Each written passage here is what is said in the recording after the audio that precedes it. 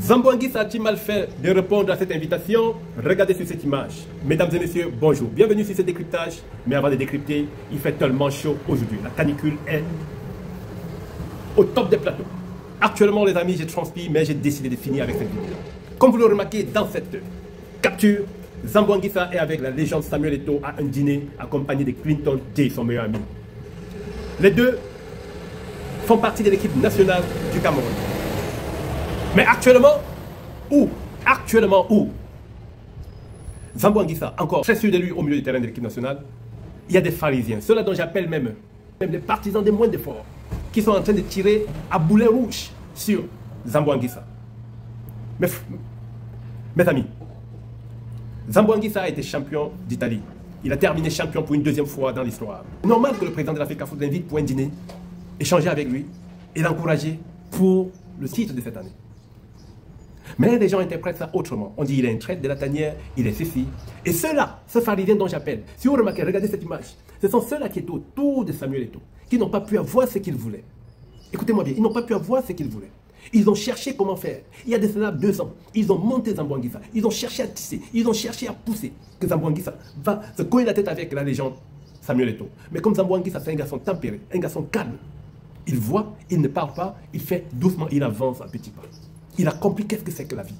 Jouer son foot, gagner son argent et sortir des querelles.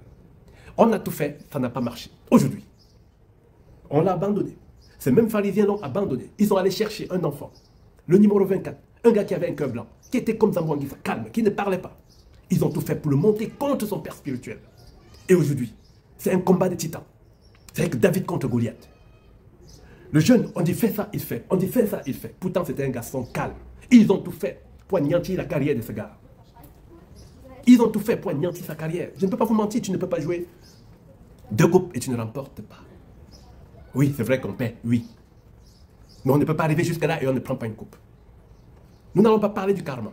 Je vais tout simplement dire à ces jeunes garçons, ne t'entoure pas de ce gars. Parce que ces gars, quand ils vont se retourner aussi contre toi, quand tu vas arrêter ta carrière et que tu ne vas plus les servir comme il faut, quand ils vont se retourner contre toi, ça va être très fort. Ça va être plus fort. La seule différence actuellement qu'ils ne parviennent pas à attaquer le grand neuf, la légende Samuel Eto'o, c'est que nous autres nous sommes là et que Samuel Eto'o voit 20 ans avant eux. Financièrement, il est assis. Et tactiquement, psychiquement, il est plus fort qu'eux. Alors, mon frère, mon jeune frère, sors de là et joue ton ballon. Donc Zambo Anguissa n'est pas le traître du groupe.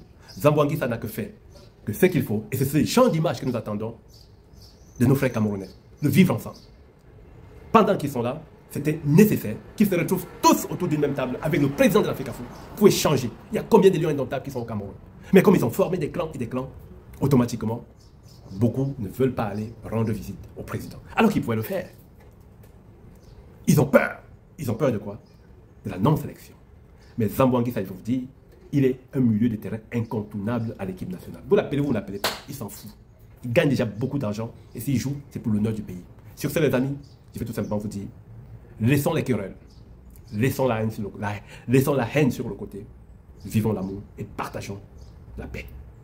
C'était votre humble serviteur, le concepteur de Défi des rues, votre coach sportif, l'homme à battre mais qui a tout son épée pour survivre. Coupez! Ciao! Peace and love.